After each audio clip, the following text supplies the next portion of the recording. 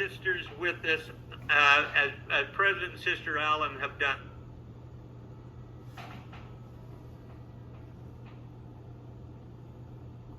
Feel more than being able to be in places and share the journal entries and to hear in their voices that these were real people. We have stood at the monument at Temecula and talked about the mud and them being in the rainstorm and in that mud.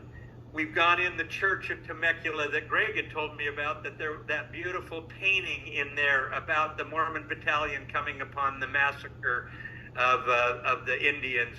I called the bishop to arrange to be able to go into that church and said, there's this wonderful painting in your building there that is so significant to the Mormon Battalion. I'd like to take our missionaries in to see it. And the bishop said, what painting? He said, I've been in this ward all my life and I have never noticed that painting. And he said, he went and he walked around the building, he found it and said, oh yeah. So we took our groups in there, had a member of the Paula Indian Band come and talk about some of the experiences that had come down through their tribes of that experience with the Mormon Battalion.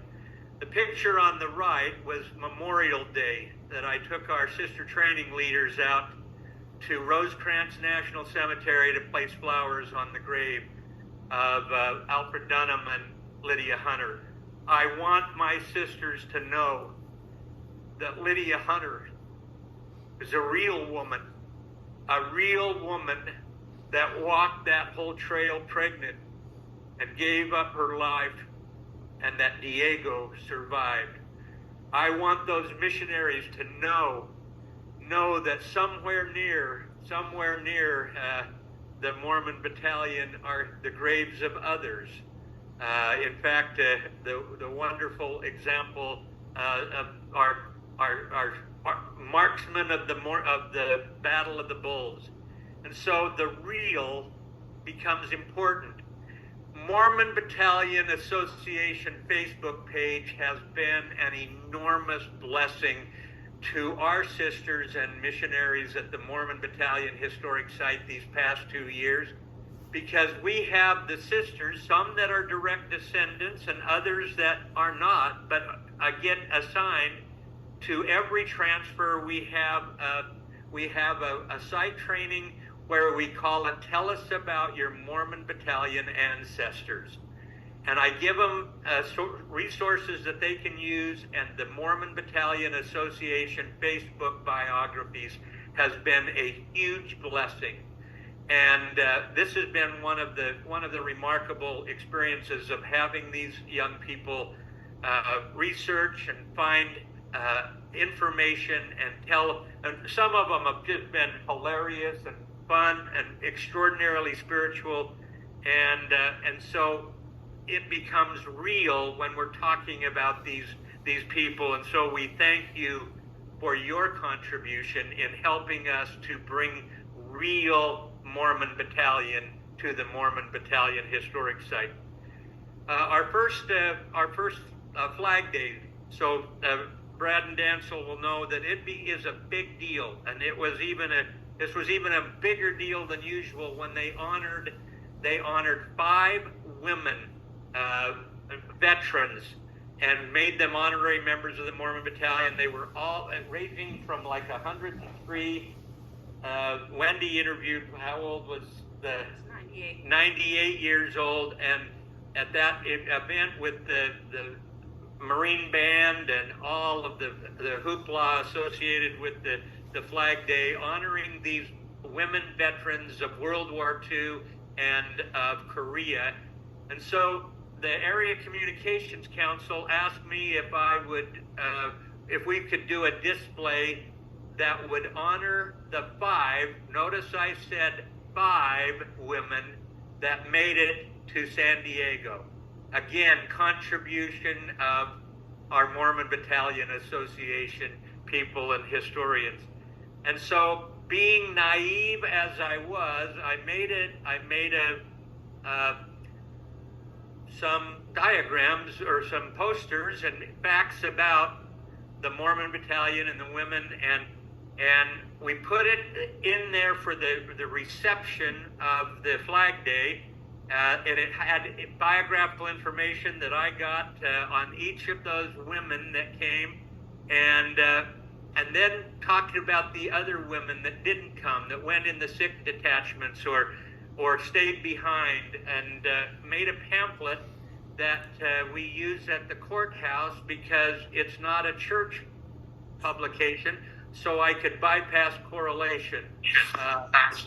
What are they going to do? They're going to send me home. So as a result, and so when we put this up, I looked at it afterwards and I thought that would make a great reminder to those sisters that come into that room virtually every day for their study and for their presentations on the Mormon Battalion. And so those posters, that information about the women of the Mormon Battalion now is in our training room. And interestingly, I guess I didn't read the handbook that said that site leaders were not supposed to put up any posters or anything like that. And so I did it, I left it, and when they came down, they looked at it and said, that's not bad. And so it is still there. And so every new sister that comes in, one of the first things that they are introduced to are the women of the Mormon Battalion. And as that is burned within their soul, as they realize they are telling the story of real people.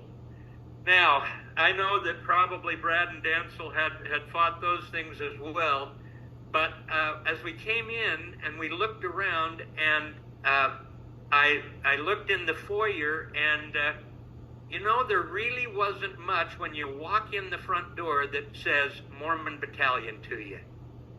And so I thought, we are going to have that sitting area, that foyer there is going to be our welcome to Mormon Battalion, and that people can come in and see something about the Mormon Battalion.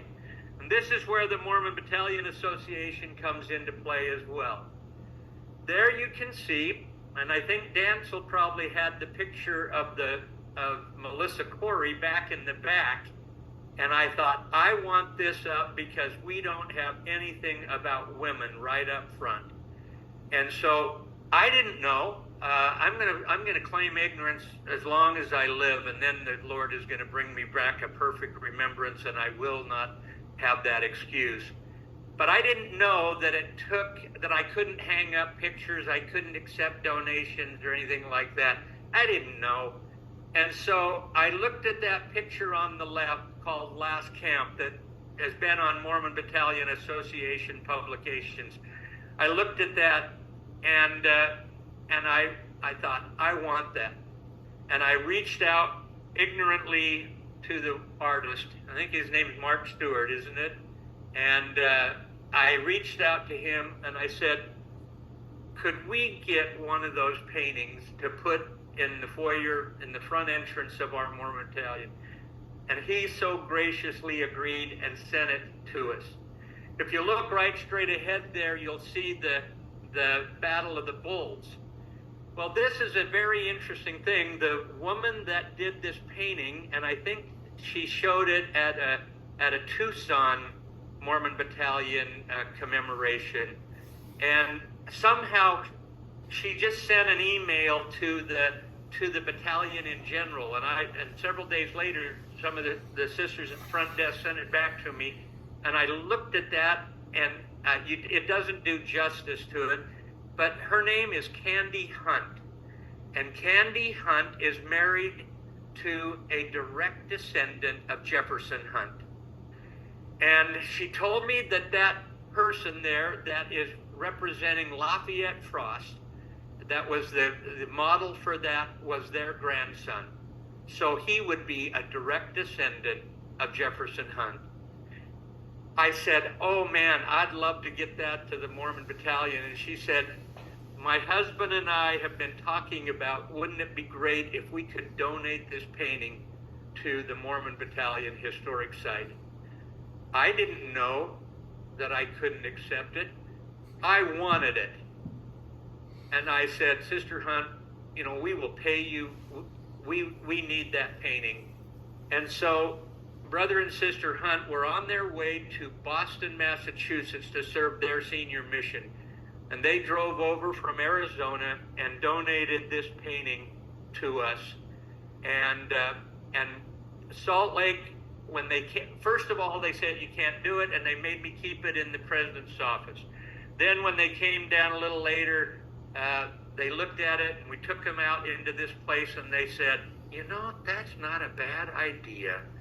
Now, legally, the church can't accept them, but what we worked out was that I guess the artist donated them to me, and I can leave them, and they can stay where they are, at least for the time being. So I am not necessarily a great example to our sisters on exact obedience, but now as our guests come into the Mormon Battalion, besides that beautiful bust of Christ there on the table right there by that front window, then in that alcove there are all these four pictures, these four beautiful paintings of the Mormon Battalion stories. And our sisters now can use these paintings as part of their short tours. We have sisters standing by the paintings, sharing some of the feelings that they have about the paintings. And then we have on the table the artist descriptions of what the paintings represent. What a blessing. Blessings of disobedience. We just told our sisters today there were no blessings associated with disobedience, and now I'm confessing my sins. So when the next time you come, I hope if you come to the commemoration that you will come in and look, and thank you again to the Mormon Battalion Association that I was able to first be introduced to that last camp painting. We are working on some other things, as I've shared with Salt Lake. We need greater exposure to the women, and not just in our little training room. And so there has been donated. The church has received some beautiful sculptures that have been donated, I think, to the Larry Miller people, and they are going to be donating the one of the arrival of the battalion to San Diego. They are going to be donating that sculpture to the Mormon Battalion Historic Site. And so the whole emphasis is when you walk in that door, even before those picture frames start talking to you, Mormon Battalion jumps out at you. I'm sorry I went on about that, but